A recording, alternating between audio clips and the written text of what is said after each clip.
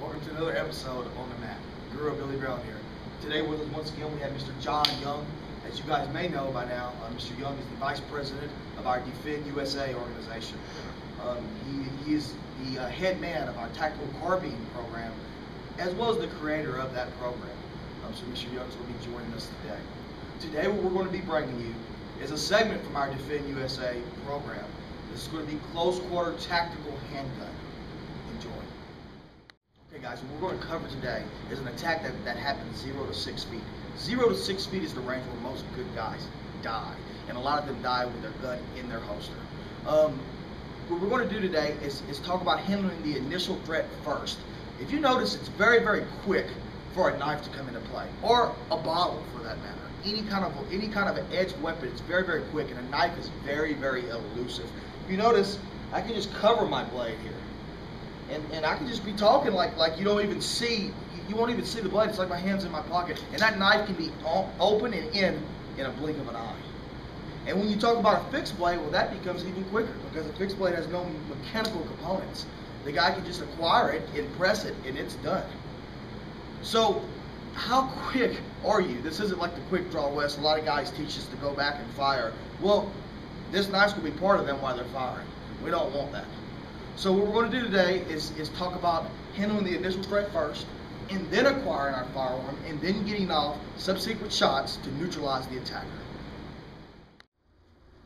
Okay guys, before we start really the actual training of this segment, I want to just bring a point to you that if you have not completed our level 1 T.A.S.K close quarter tactical handgun program at least once, preferably 2 or 3 times, then this may not be for you yet. This is more of the intermediate stuff. If you haven't yet trained to acquire the pistol, grip, draw stroke, etc., then this isn't quite for you yet. But for my guys who have went through the course a few times, this will be just some finer details on some of the things that you learned in the course. Okay, so what we're going to do, he's going to draw the knife. First we're going to work on just single direct attacks, then we're going to work on seeing the attack coming, etc. Okay, so first one he does, he draws a knife, he's just going to do a forward slash. It could be here, it could also be ice pick grip, which we will do in a second. We handle them the same way. In other words, we don't equate against the attack per se, we equate against the line of attack. And if that's coming at the same line, I'm going to handle it the same way. So, the number one comes, first off, I really don't want to block a knife. Sometimes the hand may go up, and you may have to just put the hands up for a defensive to keep it away from your face or throat. But, and you might have to take a cut there. But we don't advocate like some trains of thought say, oh, I'm going to take a cut here and then I'm going to finish there. Well, we know and we have seen firsthand what a blade or a piece of glass can do to the human body, so we want to try to stay away from that as much as possible. Will it work in combat? Who knows? It depends on how lucky you are that day. So the number one comes, and I pass this by. Now if you notice, I put it right down to his, I try to put it to his body. Now I'm going to hit the face. If you notice, I use the palm for this. I don't advocate punching him, because if you punch and you break your hand, you won't be able to acquire your firearm properly. So I really stress just palming the guy. Let's show this angle here. So the number one comes, I press and I hit. That gets me space. I come back and I acquire my handgun. This is the first part that we're going to do. Okay guys, real quick before we move on, I want to talk about the actual clearing of the garment. First off, most U.S. citizens who carry daily do wear some sort of concealment garment. I recommend highly that you add that as part of your training. You have to learn to clear this thing quickly to get to your weapon. We stress here the concept of a complete arsenal, and if you neglect firearms training, you do not have a complete arsenal. You have to learn to strike. You have to train kicking. You have to train good ground fighting skills for the street, or what we call tar tactics. You have to train blunt and edge weaponry, defense and offense, and you have to train firearms. That is part of this society now. We have to learn to defend those weapons, and the only way to defend them is to learn how to use them. So with that said, clearing of the garment, what I want you to do is just grab tightly. You don't want to fumble with this and then miss it, and then you go for your pistol and he's still slashing and your pistol's stuck in your clothes. So what I want you to do is clear this, and as soon as you do, you get a good grip, 3-finger grip on the pistol. Once again, if you haven't went through the draw stroke program, then you have to go back. This isn't ready for you yet. If you have, this is part of what you've already learned. So when I get that 3-finger grip, what I want you to do is just index the pistol, and the first one is low. Now the index points on this gun is the magazine touches my body, that's index 1. And then the thumb touches my pectoral region, that's index 2. From here, if you notice, the pistol is low. I don't want to get up here high right now because then that's going to involve my own limbs, putting them in harm's way. So if the attack is here and I clear this weapon, the first couple shots are going to be low. That's okay. All meat is good meat. What that is going to do is give me time to get space to go to extension if I need to, or to move with the pistol for a better, to go to covering. We'll cover that later. Okay guys, I'm going to show you this one more time. I see the threat coming. Whether I was getting out of my car and the knife was on me, or he first gave me some kind of verbal indication he was going to attack. When this one comes, I want you to pass this. Okay, what I want to do is, once I pass it and I clear my body, I want you to press it forward onto his body. If you notice, I may secure his foot here if I can get that. Okay, from here I want you to hit. I like the palm. Clear, step back to get motion. If he comes, you may need to move off the X to get your shots. You don't just want to stand there and become a target. Now a lot of people advocate that when this knife comes, you may just move and go to your gun and be able to, well, as you can see, that never works. In fact, some of the people that we interviewed and have seen interviews with, they all said that they didn't even know they were hit until after the encounter was over, after the adrenaline levels dropped. Then they knew that they were hit. I call that the video game syndrome. Everybody expects to fire once and the guy just disappears like they do on video games. In reality, you did not stop the threat. He is still moving forward. His momentum is still on you. So you have to handle initial threat first, which is that knife. One more time with this one and we're going to move on from a different angle. So the number one comes, I want you to hit, stroke. I step back, there's my part, and I can start working the trigger from here. Okay guys, now we're going to handle the same line of attack, but this time it's going to be what we call ice pick grip. You know, research this.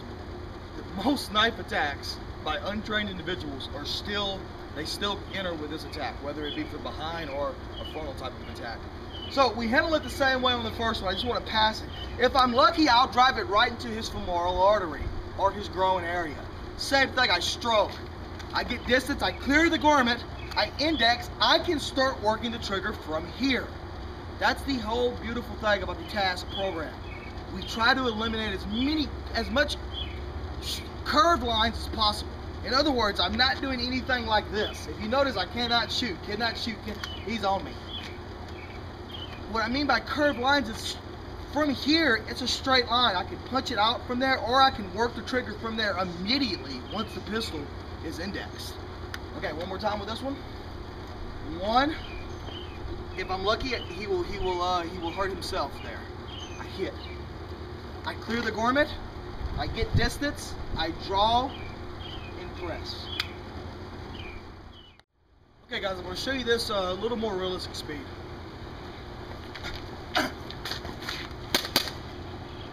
Again, different angle.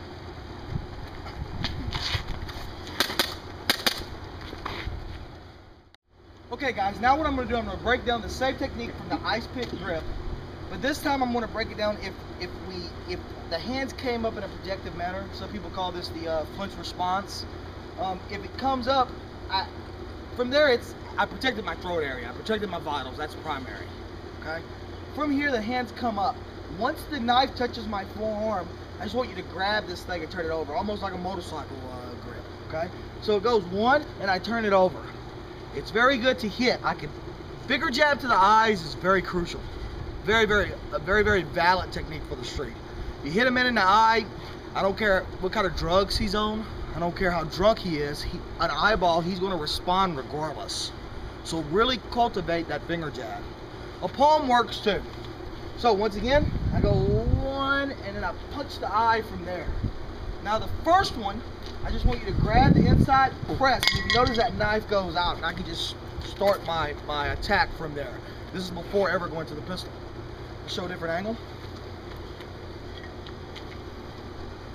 One, and see what it does to his body, and then I hit, I can punch that in the eye from here. I can hit, I can press to get distance, and then there you go, my pistol is in action. Okay, one more time slowly on this one. The hands come up in a protected manner. As soon as the knife hits, the eye may be cut, it doesn't really matter at this point. This is defending your life, it's not playing the violin. You may get cut. That doesn't mean you're stopped, that doesn't mean you're out of action. You have to keep going. From here, there's the shot. I may punch that in. I disarm, I give him a push, I clear the garment, the gun indexes, and then there's my shots. Again, trying to break this technique down. As soon as I get this, what I'm doing is I'm moving that way. By doing that, this is pressing the knife out of his hands. I clear the garment, I go to the pistol, that may be the shots. Okay, moving on to the angle 2. Okay, once again, I'm working my way outside. I may use both hands. I may put my hands up to drive that knife down slowly with this. This may be the initial hit. What I'm trying to do is I take the bone, I don't just block passively. I take the bone and I'm trying to hit and damage the muscles responsible for holding onto this blade. When it does, I press it into him. This may be my initial shot. I clear the garment. If you notice the 3-finger grip, it's already indexed. If he starts moving, I start working the trigger from there. Okay, same thing, the angle 2 is coming. That line is coming, except it's going to be in the ice pick grip. Same principle, my hands come up in defense. From here, this left hand is going to grab the inside of his elbow. This is going to help you bend this arm. Now, once again, I want to drive it to him, moving to his back. You always zone away from the next weapon. You always zone away from the initial weapon. So, the knife comes. 1, I drive it, there's the disarm. That could be my elbow shot. I get distance and I draw the weapon. Alright guys, I'm going to give you a close-up on this technique. So the angle 2 comes in, the hands are up in defense. As soon as it does, I acquire this knife. I don't want to give him a second shot to make this work. I drive it into him, bending his arm, and as I do, the leverage that I put on his hand should drive this knife out of his hand.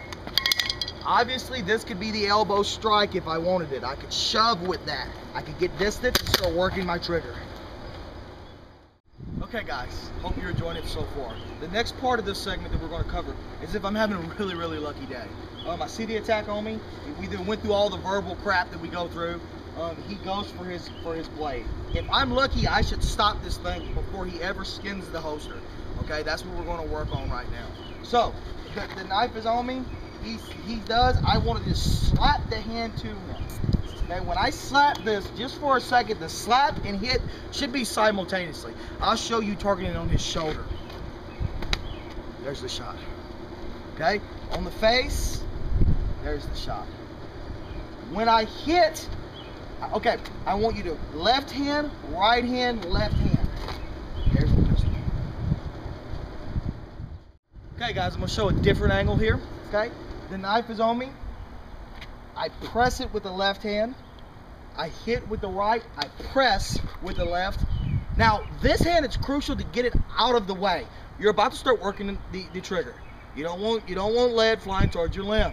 So as soon as I press, I get it out of the way, I can start working the trigger from here, and then I can get my subsequent shots off. Okay guys, we're going to show you the same one, once again with the same realistic speed and energy.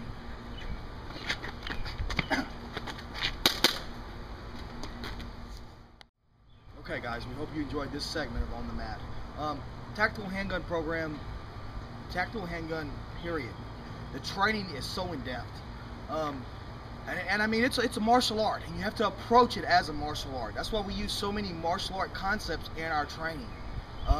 You know, a friend of mine who is a Filipino martial artist, he once told me, he says, I applaud you for practicing the 11th area of Kali. And the 11th area is projectile weapons. Well, back in ancient times, that was blowgun. Now, we use firearms.